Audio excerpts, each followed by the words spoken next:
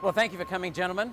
We're here in Melbourne at the Resilient Energy Committee, and we're very interested in the price, reliability, security and stability of our energy markets.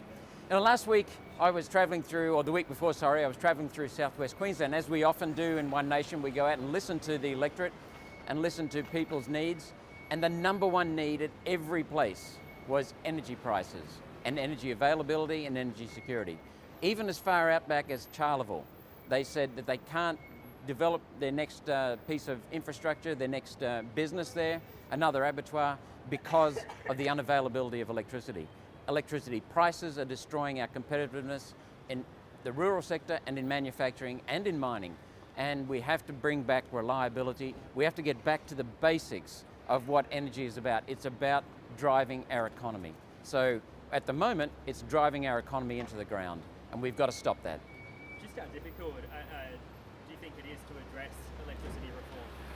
It's very difficult, Jackson, because the simple reason that we've now got not a market, we've got a distorted system of intertwined regulations, subsidies, political interests, vested interests, all trying to game the market. We've got politicians trying to protect their backsides, and we've got vested interests trying to game the market. And the sufferer is not the politician, the sufferer is the person using the electricity. Mums and dads right across Australia, right across Queensland. So what exactly do you hope is achieved from meetings like today? Well, number one, a better understanding of the energy.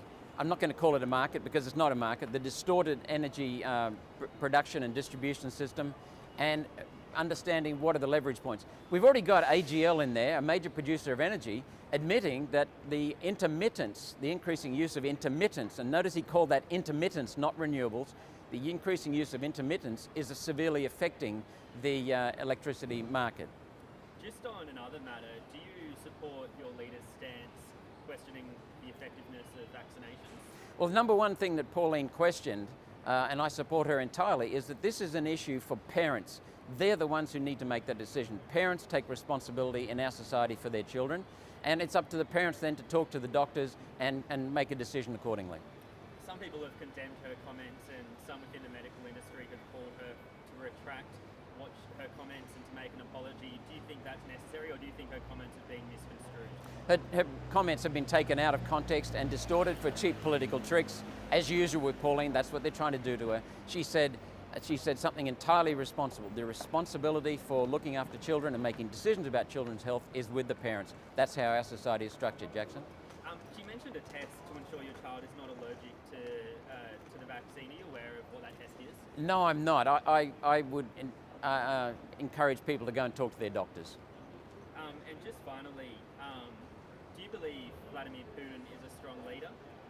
Well, it's quite clear that he's a strong leader. He's got control of the Russian nation, no doubt about that, and he leads it very strongly, yes. Do you admire him? I admire strength in people, but I don't know enough about Putin to be able to really make any comments, informed comments. I tend to make comments only about things in which I'm informed, and I don't know enough about Vladimir Putin other than to say that he certainly does seem to have charge of Russia. In that sense, he's a strong leader. And do you think Australia would be better suited having a leader like him?